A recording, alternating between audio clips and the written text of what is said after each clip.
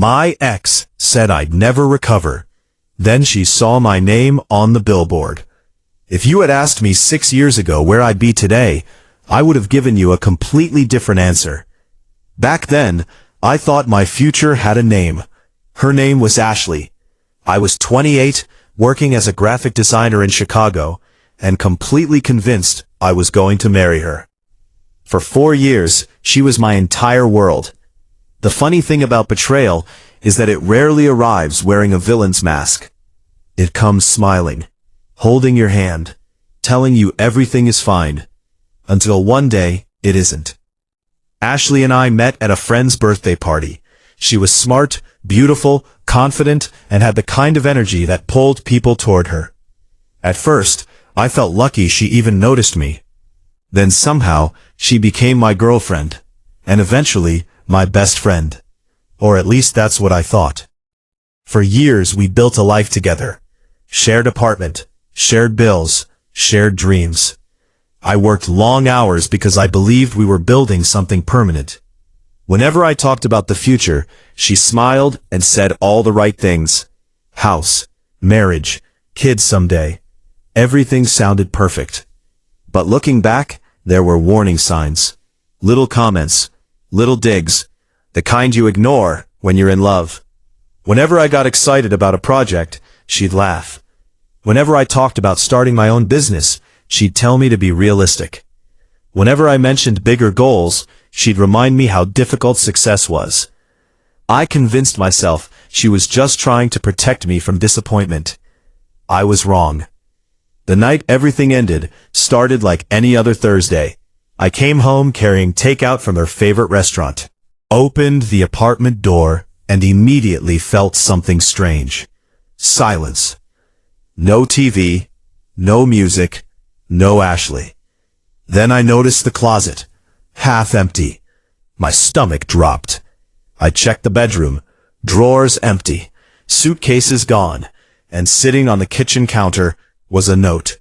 Just one sentence. Don't make this harder than it needs to be. That was it. 4 years together. One sentence. No explanation. No conversation. Nothing. I called her. Straight to voicemail. Again. Voicemail. Again.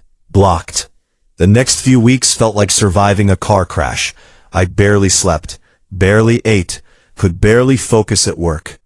Then came the part that hurt even more. I learned she hadn't simply left. She had left for someone else. A real estate developer named Brandon. Older, richer, more successful. Apparently their relationship had started months before she moved out. While I was planning our future, she was planning her escape. I wish I could tell you I handled it with dignity. I didn't. I was devastated, humiliated, broken. And then came the moment I'll never forget. 3 months after the breakup, I ran into Ashley at a coffee shop. She looked amazing. Perfect hair, perfect clothes, perfect smile. She wasn't alone. Brandon stood beside her. When she saw me, she smirked. Actually smirked. Then she said the sentence that changed my life. You still look miserable. I didn't respond. She continued. I honestly don't know how you're going to recover from this. Brandon laughed. Then she delivered the final blow. Some people just aren't built for success, Ethan. They walked away, and I stood there feeling smaller than I'd ever felt before. That night I sat alone in my apartment, those words over and over. Some people just aren't built for success. Maybe she expected me to collapse. Maybe she expected me to spend years proving her right. Instead, something different happened. For the first time in my life, I got angry. Not the kind of anger that destroys people, the kind that changes them. The next morning, I made a decision. No more feeling sorry for myself. No more waiting for closure. No more chasing people who didn't value me. If Ashley thought my story was over, I'd write a better ending. The first thing I did was quit drinking. Then I joined a gym. Then I started waking up at 5 every morning. I wasn't trying to impress anyone. I was trying to survive. But slowly, survival turned into growth. Growth turned into discipline. Discipline turned into momentum. And momentum changed everything. At work, I stopped doing the bare minimum. I became obsessed with learning, marketing, branding, business strategy, consumer psychology, anything that could make me better. Within a year, I received a promotion, then another, then another. But that wasn't enough. I still had a dream I'd buried years earlier, starting my own creative agency. The dream Ashley always laughed at. So I started building it after work. Nights, weekends, holidays, every spare minute. Most people never saw that part. They only see success when it arrives, not the thousands of hours before it. The first year was brutal. I lost clients, made mistakes, burned through savings, questioned everything, but I kept going. Then, one client became 5. 5 became 20. 20 became 50. Suddenly, the side business wasn't a side business anymore. It was real. 3 years after Ashley left, I resigned from my corporate job. My agency had grown enough to support itself. I was terrified and excited. For the first time, I was building something entirely mine. The next 2 years changed my life. Our client list exploded. Major companies started calling. Revenue doubled, then tripled, then doubled again. We hired employees, opened a real office, expanded into multiple cities. And one day, I received a phone call that felt completely unreal. A national advertising company wanted to feature our agency in a major campaign celebrating emerging entrepreneurs. Part of the promotion included digital billboards throughout Chicago. At first, I thought they had called the wrong person. Then reality hit. My face, my company, my name, on a billboard. The same city where Ashley once told me I'd never recover. The same city where she laughed at my dreams. The same city where she said I wasn't built for success. The campaign launched on a Friday morning. I posted about it online. Friends congratulated me. Clients shared it. Employees celebrated. Honestly, I wasn't thinking about Ashley.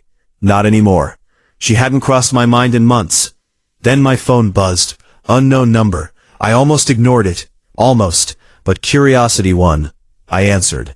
Silence. Then a familiar voice. Ashley? A nervous laugh. Hey, Ethan. I hadn't heard her voice in years. For a moment it felt strange.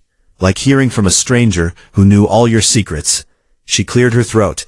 I saw your billboard. Of course she did. I looked out my office window and smiled. That's nice. More silence. Then she started asking questions. About the company. About my success. About whether I was seeing anyone. And suddenly, it became obvious. This wasn't a congratulations call. This was a regret call.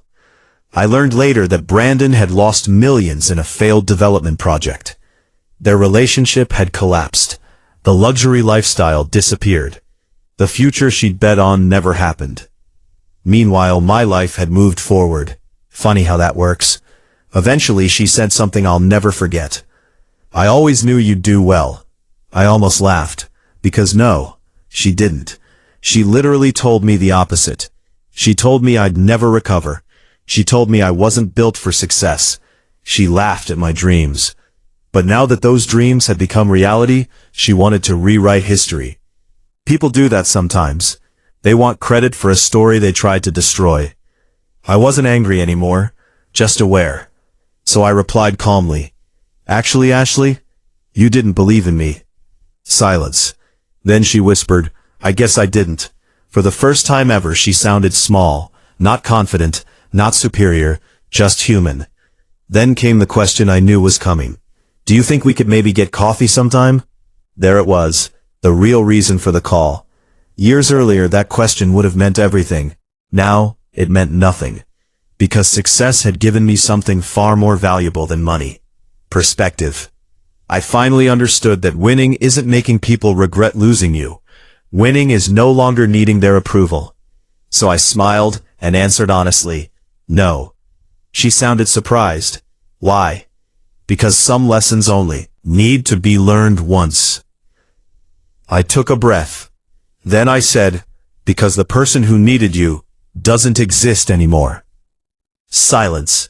Long silence. Then she quietly said goodbye and hung up. That was the last conversation we ever had. A year later, I married an incredible woman named Rachel. Someone who supported my ambitions instead of mocking them. Someone who celebrated my growth instead of fearing it. Someone who believed in me before the billboards, before the success, before the recognition. Because that's what real love does. It believes in possibility, not proof.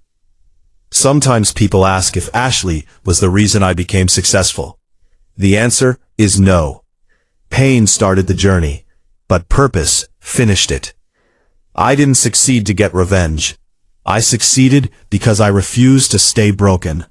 And if there's one thing I've learned, it's this. The people who say you'll never recover are usually judging you based on who you are today, not who you're becoming. And that's their mistake, not yours. Because the most powerful revenge isn't destroying the people who doubted you. It's becoming someone their opinions can no longer reach. And somewhere in Chicago, there's probably still a photograph of my face on an old advertising server. A reminder of the day my ex looked up, saw my name on a billboard, and realized she was wrong. The best part? I didn't need her to see it, because by then, I'd already won.